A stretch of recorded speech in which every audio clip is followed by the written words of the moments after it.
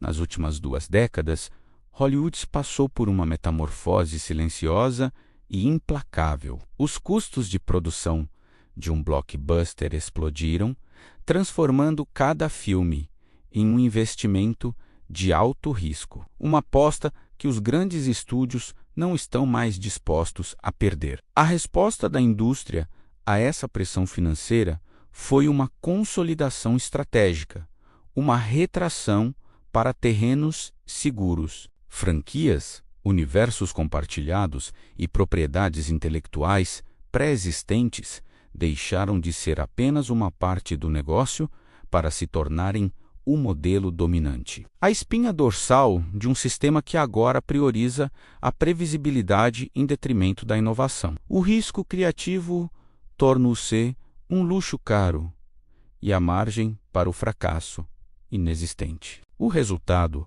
é um calendário de lançamentos que se parece cada vez mais com um catálogo de velhos conhecidos, um ciclo de repetição calculado para minimizar perdas. Mas o problema não começou nos cinemas. Ele reflete uma lógica de mercado que se infiltrou em todas as camadas da produção cultural. O crescimento exponencial de reboots, remakes e continuações tardias não é um acidente, mas uma estratégia de segurança financeira meticulosamente planejada. Por que arriscar milhões em uma ideia original, um conceito não testado, quando se pode explorar um ativo já consolidado no imaginário coletivo? A nostalgia se revelou o ativo emocional mais previsível e, portanto, mais rentável. É um recurso natural da memória humana, agora extraído e processado em escala industrial. O público, por sua vez, torna-se um participante involuntário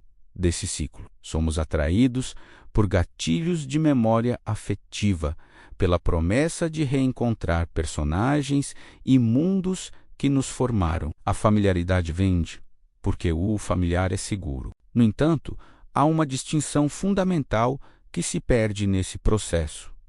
Reconhecer não é o mesmo que se emocionar. A experiência de revisitar uma história que amamos pode ser poderosa, mas o que Hollywood oferece, na maioria das vezes, não é uma revisita, e sim uma reciclagem. Uma cópia que emula a forma, mas raramente captura a essência do original. O que nos atrai, então, não é a qualidade da nova obra, mas o conforto psicológico de narrativas que já conhecemos. Em um mundo marcado pela instabilidade social, pela incerteza econômica e por uma sensação de crise permanente, o refúgio em histórias com finais garantidos e personagens familiares se torna uma âncora emocional. É um retorno a um lugar onde as regras eram claras e o futuro parecia, se não melhor, ao menos mais simples. Talvez o passado pareça seguro porque o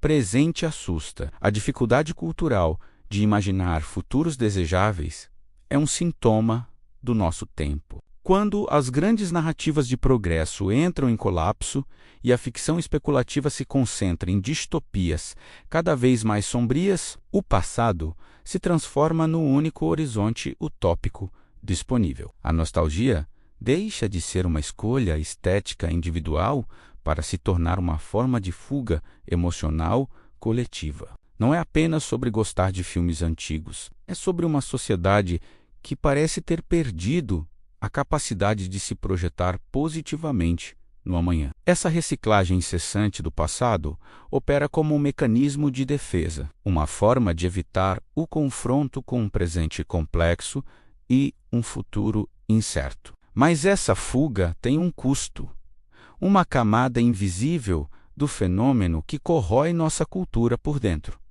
O esvaziamento simbólico do presente. A repetição constante, disfarçada de homenagem ou releitura, funciona como uma anestesia criativa. Ela nos acostuma a não esperar o novo, a nos contentarmos com o eco do que já foi. A memória cultural, que deveria ser um arquivo vivo, de onde extraímos inspiração, é transformada em um produto de consumo recorrente, um item em um cardápio limitado de opções. Cada reboot bem-sucedido reforça a lógica de que o antigo é mais valioso que o novo, validando a aversão ao risco dos estúdios e ensinando ao público que a familiaridade é a maior virtude de uma obra. Quando tudo é lembrança, nada é novo. O impacto mais profundo desse ciclo vicioso é a asfixia na formação de novas narrativas, personagens originais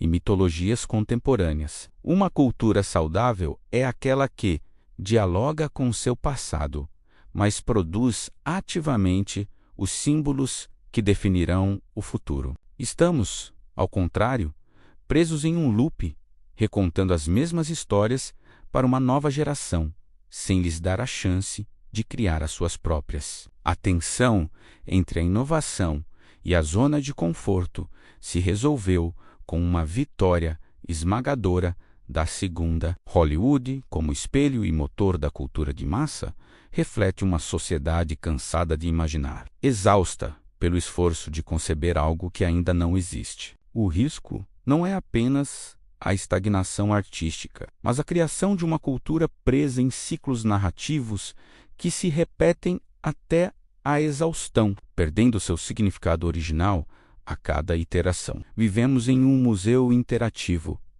onde as obras do passado são constantemente restauradas e exibidas, enquanto as novas criações lutam por espaço e oxigênio. O preço cultural de viver olhando para trás é a atrofia da nossa imaginação coletiva. A memória, quando transformada em única matéria-prima, torna-se uma prisão. E a pergunta que permanece, ressoando no vazio, deixado pela ausência do novo, é inquietante. Ao reciclar obsessivamente o passado, o que exatamente estamos evitando enfrentar no presente? Gostou do nosso vídeo? Curte e não se esqueça de se inscrever no nosso canal.